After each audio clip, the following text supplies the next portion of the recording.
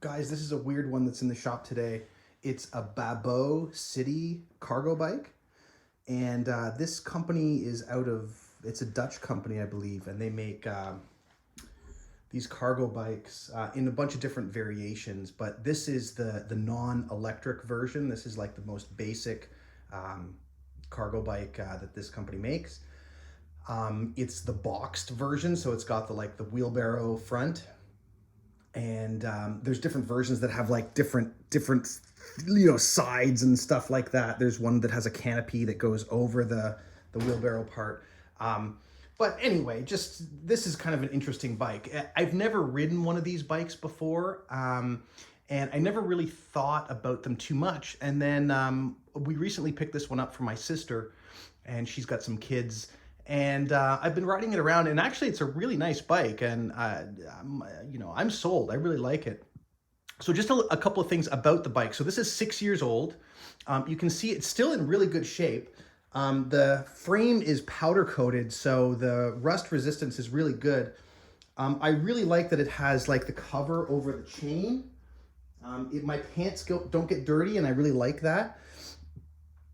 It's got an internal hub, 7-speed Nexus Shimano hub on the rear. The rear wheel is a 26-inch standard mountain bike wheel, older mountain bike wheel, but standard wheel. And then the front wheel is a 20-inch BMX type wheel. There's drum brakes. And so just a couple of things about the bike.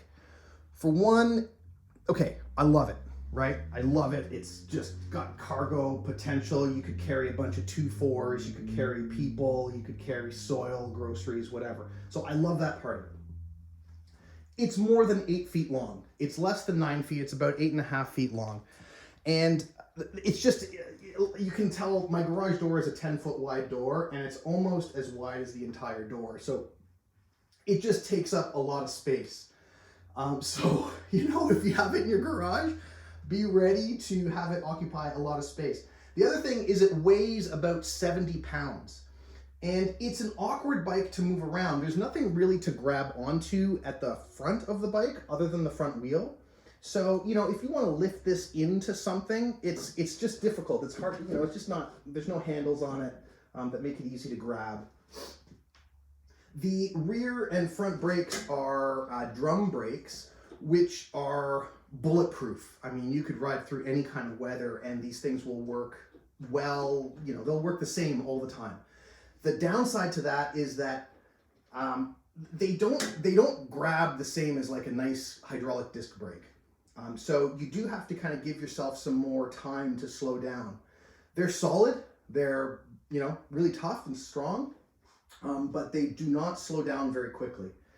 So that would be one thing just to keep in mind, as you're coming to a stoplight, like take it easy, be on the brakes relatively soon.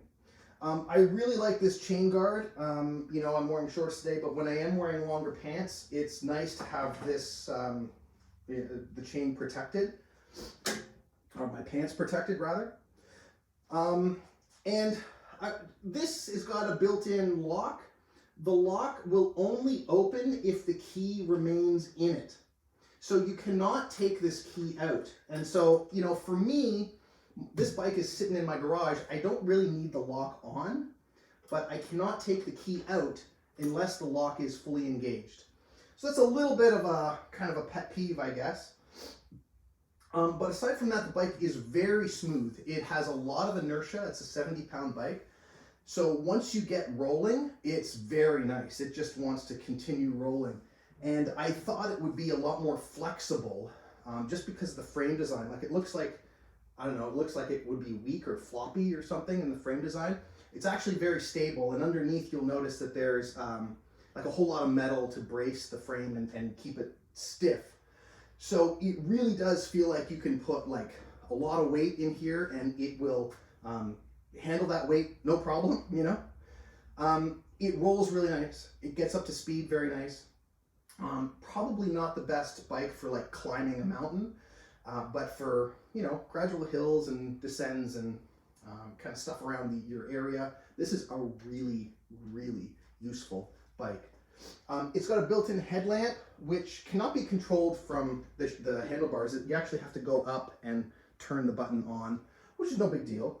And what I thought, with these seams on here, I thought the sides of this container would be a door. It's actually not a door. It's actually solid. You cannot open them, which is no big deal. They have this little hole in the bottom here as like a foot step. So you would step in there and then step into the box. But aside from that, it's a really nice bike. I really like it. I'm tempted to buy one for myself now that I've seen this one. Like I said, this one's 6 years old and it's still in really good shape. There are a couple of spots of rust, but otherwise in really good shape. Here, I'll just do a little bit of a tour here. So this was kept outside all of its life. And you can see it's in great shape. I mean, Canadian winters are not easy on bikes, and it's in really good shape. And that's because the frame is powder coated. And so it just prevents a lot of that rust from happening. There's a couple little spots of rust by the fender, but nothing too crazy. Oops.